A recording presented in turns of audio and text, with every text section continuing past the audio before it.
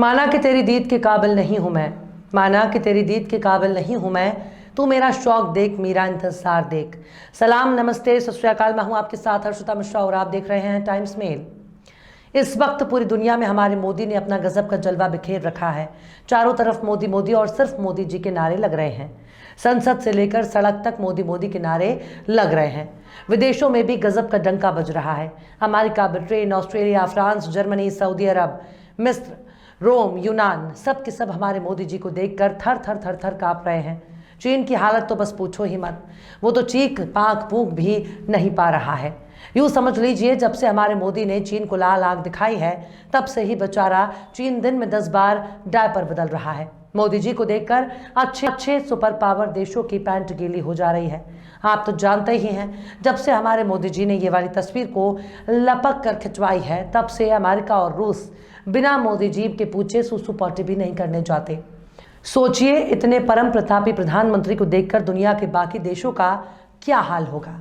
वो दिन रात टॉयलेट के पास ही खड़े रहते होंगे।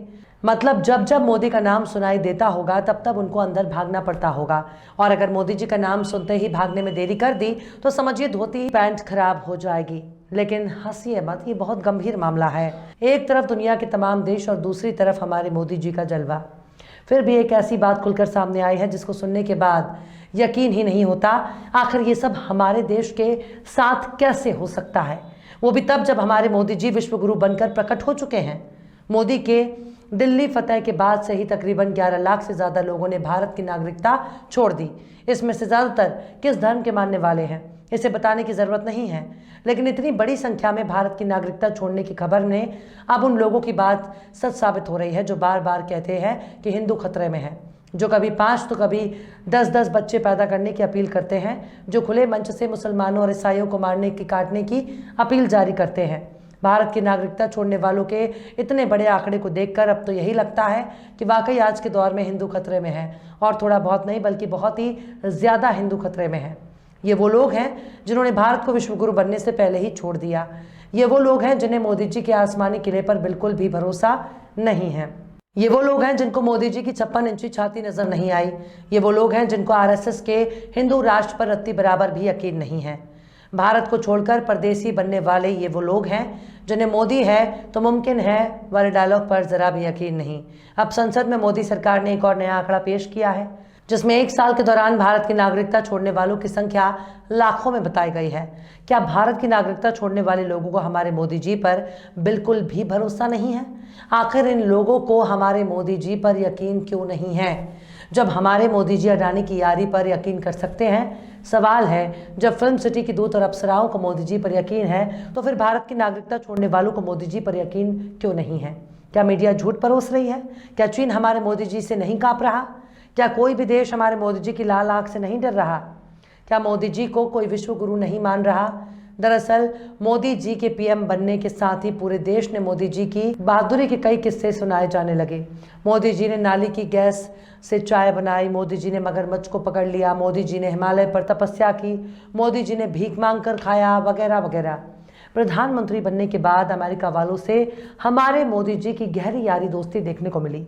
कभी ओबामा के साथ मोदी जी तू तड़ाक करते नजर आए, तो कभी अमेरिका में ट्रंप की सरकार बनवाने का जिम्मा हमारे मोदी जी ने अपने कंधे पर उठा लिया, तो कभी रूस और यूक्रेन की जंग को खत्म कराने का जिम्मा भी हमारे मोदी जी के कंधों पर नजर आया। न्यूज़ चैनल वाले तो ये भी कहते हैं कि दुनिया के कई सुपर पावर देश मोदी जी के बिना पूछे कोई काम नहीं करते हैं।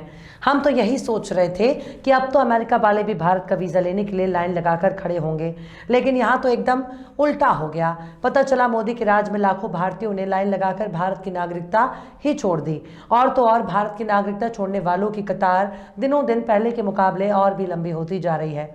अब इसी साल का ताज़ा रिपोर्ट ही सुन लीजिए। संसद में केंद्र सरकार ने बताया कि साल 2011 से अब तक 16 लाख से ज़्यादा लोगों ने भारतीय नागरिकता छोड़ दी है। लेकिन बात बस यहीं तक खत्म नहीं होती। सबसे ज़्यादा कीर्तिमान भी मोदी जी के राज में कायम हुआ। पिछले एक साल के दौरान यानी साल 2022 में सबसे ज़्यादा 2,25,620 लोगों ने भारत की नागरिकता छोड़कर विदेशी हो गए। विदेश मंत्री एस जयशंकर ने गुरुवार को राज्यसभा में एक सवाल के लिखित जवाब में जब ये जानकारी बताई तो यही सवाल दिमाग में घूम रहा है कि आखिर इतने बड़े पैमाने पर लोगों ने नागरिकता क्यों छोड़ दी। पर ऐसा नहीं है कि भारत की नागरिकता छोड़ने का सिलसिला केवल मोदी जी के राज में शुरू हुआ।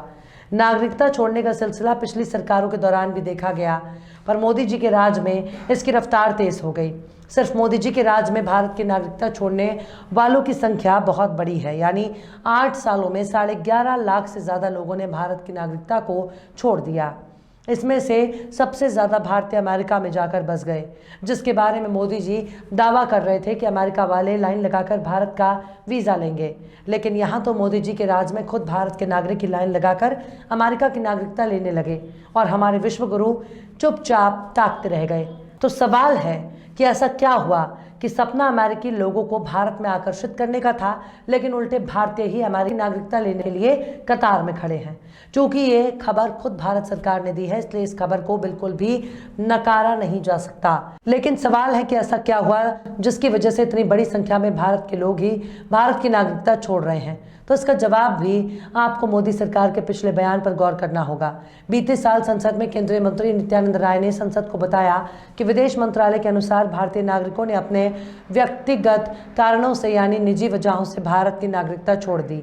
लेकिन फिर सवाल खड़ा होता है कि आखिर व्यक्तिगत कारण यानी पर्सनल रीज़न क्या है जिसकी वजह से विश्वगुरु भारत की नागरिकता छोड़ रहे हैं। क्या व्यक्तिगत कारण पढ़ाई और नौकरी की मजबूरी? क्या ये लोग पकौड़े तलकर खुश नहीं हैं? क्या पकौड़ा बेचना रोजगार नहीं है? दरअसल इस मामले में कई कयास लगाए जा सकते हैं। भारत में रोजगार मांगने पर डंडे बरस रहे हैं। हाल ही में उत्तराखंड में पेपर लीक का विरोध करने वाले छात्रों को बहुत ही बुरी तरह से पीटा गया। विरोध प्रदर्शन के बदले लठ से सुताई की गई। पर सवाल है, जब रोटी और रोजगार की कोई गारंटी नहीं तो फिर भारत में रहकर भविष्य कैसे तलाश की जाए? जब बीजेपी ने बड़े बड़े वादे करके चुनाव जीता तब किसने सोचा था कि वो अपने वादों से मुकर जाएगी? सालाना 2 करोड़ देने का वादा किया गया था, लेकिन आज नौकरी के बारे में सोचना भी गुनाह बन चुका है। खुलेआम मंच से एक धर्म विशेष के मानने वालों के कत्ल का ऐलान करने की घटना अमेरिका और लंदन में नहीं हो रही है, बल्कि भारत की भूमि पर शर्मनाक बयान दिए जा रहे हैं। सरकारी स्कूलों को बंद करने की घटना भी भारत में देखी जा रही हैं। गरीबी, भुखमरी और लोकतंत्र के मामले में हम पहले के मुकाबले और पिछड़ते जा रहे हैं। स्वास्थ्य सुविधाएं आम इंसान की पहुंच से बहुत दूर जा रही हैं। जिसके पास पैसा है वो प्राइवेट अस्पताल में इलाज करवा सकता है, लेकिन जिसके पास पैसा नहीं है उसके पास केवल मायूसी है। सरकारी अस्पतालों की हालत बद से बदतर है।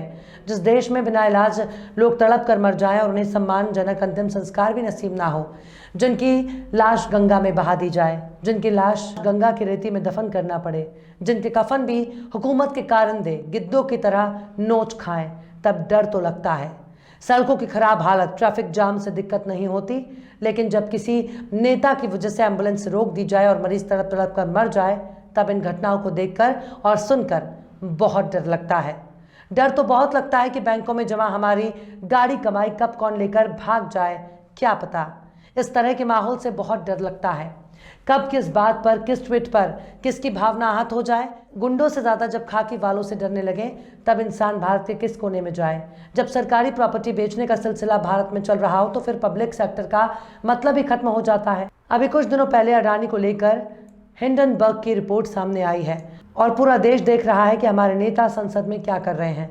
अभी तो सिर्फ 16 लाख लोगों ने नागरिकता छोड़ी है। अगर मोदी सरकार ने देश की हालत को संभालने में ज़रा सा भी गंभीरता नहीं दिखाई तो यह आंकड़ा दिनों दिन और बढ़ता जाएगा। बहरहाल चलते चलते आखिर में शम्स मिनाई ने भी क्या खूब फरमाया है, सब कुछ है अपने देश में रोटी नहीं तो क्या, सब कुछ है अपने देश में रोटी नहीं तो क्या, वादा लपेट लो जो लंगोटी नहीं तो क्या। फिलहाल इस वीडियो में बस इतना ही। ये वीडियो आपको कैसा लगा कमेंट बॉक्स में ज़रूर बताइएगा। वीडियो पसंद आए तो लाइक करें। हमारे वीडियो लिंक को फेसबुक, ट्विटर, व्हाट्सएप पर अपने रिश्तेदार, यार, दोस्तों को भी शेयर करें और बेबाक, निष्पक्ष, स्वतंत्र पत्रकारिता को सपोर्ट करने के लिए आप हमारे चैनल टाइम्स मेल को ज़रूर से सब्सक्राइब करें और हाँ, बेल आइकन की घंटी वाली बटन भी आप ज़रूर से दबा दें ताकि आपको हमारे आने वाले नए वीडियो की नोटिफिकेशन फौरन ही मिल जाए। फिर मिलता है किसी और वीडियो में एक नई खबर के साथ। हर्षिता मिश्रा को दीजिए इजाज़त। जय हिंद। तो देख लिया आपने हमारे इस वीडियो को। हमें उम्मीद है कि आपने हमारे वीडियो को लाइक किया होगा और दूसरों को भी शेयर किया होगा। अगर अभी तक आपने हमारे चैनल टाइम्स मेल को सब्सक्राइब नहीं किया है तो जल्दी से सब्सक्राइब कर दें और बेल आइकन भी प्रेस कर दें।